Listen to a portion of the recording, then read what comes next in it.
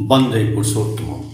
श्री श्री ठाकुर जी के भक्त हुए राम बसावन सिंह, जिन्होंने अप्रैल 1996 में यह दुनिया छोड़ दी थी। उन्होंने अपने बारे में जो बात बताई है वो मैं अपनी आवाज़ में आपके सामने व्यक्त कर रहा हूँ। एक कविता है कि प्रकृति का नियम यही है, जो शून्य है उसे भर देना, निस्वार्थ भाव से सब खाली कर देने पर कदम कदम पर फल यानी मेवा मिलेगा। श्री श्री ठाकुर की इस अमृतवाणी का मर्म या तात्पर्य हमेशा समझ में नहीं आता। विशेष परिस्थितियों में पढ़ने पर ही इसका अर्थ पूरी तरह स्पष्ट होता है। समस्त जीव जगत के पिता के रूप में वे हमेशा यही चाहते हैं कि उनकी संतानें धन, यश, मान, मंगल और आनंद से परिपूर्ण रहें, और इसी के लिए वे हमें अहंकार और वासनाओं से शून्य करके रखना चाहते हैं। लेकिन अनेक प्रकार के संस्कारों से बंधे हुए जीव हम अपने छोटे से संसार में उलझे रहते हैं और उसके माया जाल से बाहर निकलने में हमें बहुत कष्ट और डर लगता है। इसी कारण तरह तरह के दुख, दर्द, वेदना और संताप के जीवन जर्जर होकर अंत में अंतिम सांस लेता है। 1953 में मेरी दीक्षा हुई थी। कॉलेज की पढ़ाई पूरी करके 1956 में मैं हमेशा के लिए श्री श्री ठाकुर के श्री चरणों में आ गया। घर पर केवल 2 ही लोग रह गए, मेरी विधवा माता और मेरी विधवा ताई जी। खेतीबाड़ी का काम वही दोनों देखती थी। ठाकुर के पास आकर मैं हमेशा उनके श्री चरणों के आसपास ही रहता, आनंद बाजार में भोजन करता और भिक्षा करके इष्टवृत्ति करता रहता। सुबह के नाश्ते का कोई निश्चित समय नहीं था। सुबह सुबह इष्टवृत्ति हो जाने पर नाश्ता मिलता, नहीं तो दोपहर और रात, इन दोनों समय आनंद बाजार में प्रसाद ग्रहण करता। इससे मुझे कभी किसी प्रकार का कष्ट महसूस नहीं हुआ। आनंद और सहजता के साथ मैं सदा उनके श्री चरणों में अपने दिन बिताता। कभी कभी ठाकुर किसी से कहते थे, बसावन, राम लगन, ये लोग भिक्षा करके इष्टवृत्ति करते हैं, कितना कष्ट करके मेरे पास रहता है, यह मुझे बहुत अच्छा लगता है। दयाल की प्रेरणा से दीप्त यह अमृत वाणी प्राणों में आनंद का ज्वार ले आती थी। कोई भी कष्ट फिर कष्ट मालूम नहीं होता था। इसी के बीच बीच में श्री श्री ठाकुर जब तब मुझसे कुछ मांग लिया करते थे, 10 रुपये, 5 रुपये, 20 रुपये, इस तरह।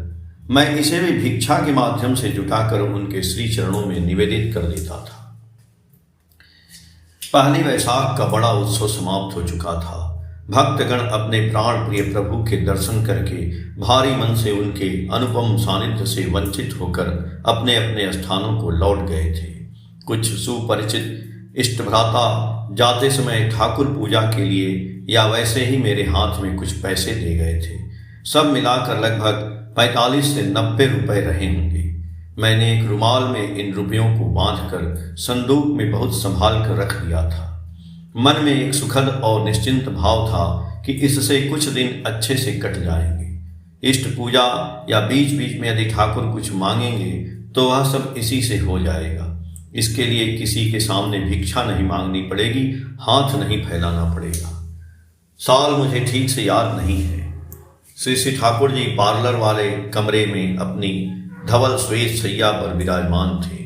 मैं ठीक सामने ही खड़ा होकर उनके दिव्य सानिध्य का आनंद लेते हुए स्वयं को धन्य महसूस कर रहा था। तभी श्री श्री ठाकुर ने अचानक मेरी तरफ देखकर कहा, तुम्हारे पास कितना है? ठाकुर का यह सवाल मुझे बहुत ही अजीब लगा। पल भर के लिए मैंने मन ही मन सोचा कि ठाकुर इस तरह तो कभी किसी से कुछ नहीं मांगते। वे हमेशा एक निश्चित राशि का उल्लेख करके उसे ले आने का आदेश देते हैं। कुछ दिनों से वे मुझसे भी बीच बीच में इसी तरह 20-25 रुपये मांगते आ रहे थे। इसलिए मैंने हैरान होकर पूछा, आपको कितने की आवश्यकता है? लेकिन श्री श्री ठाकुर ने फिर से उसी तरह दोहराया, तुम्हारे पास कितना है? पाठकों के सामने मैं संकोचहीन मन से अपनी एक बात खुलकर साझा करना चाहता हूँ। उस समय मेरे अंतर में मन में एक कमजोरी थी, एक संकोच और एक छोटी सी त्रुटिपूर्ण सोच काम कर रही थी। मैंने सोचा कि ठाकुर हमेशा मुझसे 5 रुपए, 10 रुपए या 20 रुपए ही तो मांगते हैं। यदि ज्यादा मांगेंगे तो 30, 40, 50 रुपए मांग लेंगे, और क्या, उतना तो मेरे पास कुछ रुपए बच ही जाएंगे। इसीलिए मैं उनसे बार बार पूछ रहा था कि आपको कितने की आवश्यकता है। श्री ठाकुर ने जब तीसरी बार फिर से कहा तुम्हारे पास कितना है, तब मेरी हालत दयनीय हो गई। मेरा पूरा शरीर पसीने से तरबतर हो गया, छाती कांपने लगी। मैं सोचने लगा कि मैं किसके सामने खड़ा होकर बात कर रहा हूं। अब यह समझने में कुछ भी बाकी नहीं रह गया था कि ठाकुर क्या चाहते हैं। उनकी एकमात्र चिंता यह थी कि वे मेरी रुपयों की उस पोटली को पूरी तरह खाली कर देना चाहते थे। पूरे विश्व ब्रह्मांड के अणु परमाणु को भेदने वाली उनकी वह अनूठी एक्सरे आंख क्या मेरे सूटकेस में रुमाल के भीतर बंधे उन 90 रुपयों को नहीं देख पा रही थी, जिसे मैंने बहुत संभाल कर रखा था। कितनी अफसोस की बात है। दिन रात स्वयं ब्रह्मांड के मालिक के पास साक्षात लक्ष्मी नारायण के दिव्य सानिध्य में रहता हूं, फिर भी इस छोटी सी पोटली के 90 रुपयों ने मेरे मन को बांध रखा था। मैं घबरा गया। त्रिकालदर्शी सर्वज्ञ अंतर्यामी प्रभु कृपा करके मेरे पास जो कुछ भी है वह सब कुछ ले लेना चाहते हैं। वे मुझे मोह माया से शून्य कर देना चाहते हैं, और मैं उनके इस परम उद्देश्य को अभी तक समझ नहीं पा रहा था। इस बार मैंने और नहीं पूछा कि आपको कितने की आवश्यकता है। मैंने बड़ी मुश्किल से कहा जो कुछ भी है क्या सब ले आऊं, और दयाल मानो आश्वस्त होकर थोड़ा मुस्कुराए और बोले सब ले आओ। यह सुनने के साथ ही मेरे प्राण नाच उठे और मैं बहुत तेज गति से भागकर पार्लर के पीछे अपने टीन और लकड़ी वाले कमरे की ओर गया, जिसे ठाकुर ने अपनी पसंद से मेरे लिए बनवाया था। उस कमरे में अभी राधा कृष्ण लालदा रहते हैं।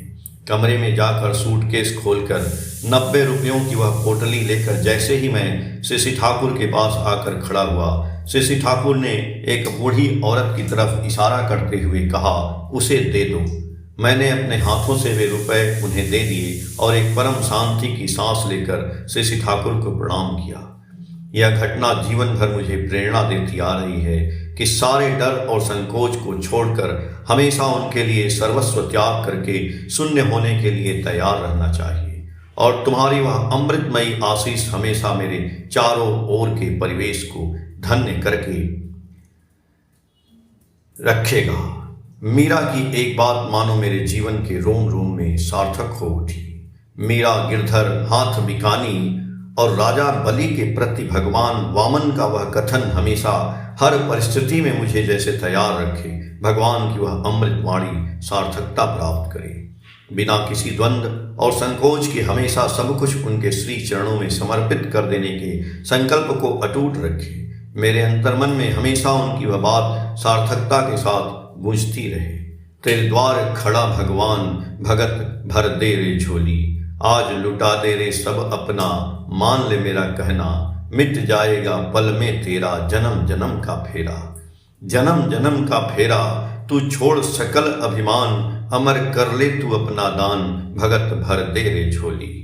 और कवि गुरु रविंद्रनाथ ठाकुर की कविता भिखारी के पश्चाताप की वह बात मन और प्राणों में स्मरण रखते हुए मैं अपने जीवन देवता श्री ठाकुर के चरण कमलों में किसी भी क्षण अपना सब कुछ न्यौछावर करने में कभी संकोच न करूं। दिलेम जा राज भिखारी रे, स्वर्ण हले एलो फिरे, तखन कांदी चोखेर जले, दुटी नयन भरे, तुम्हारे किनो देने आमार सकल शून्य करे।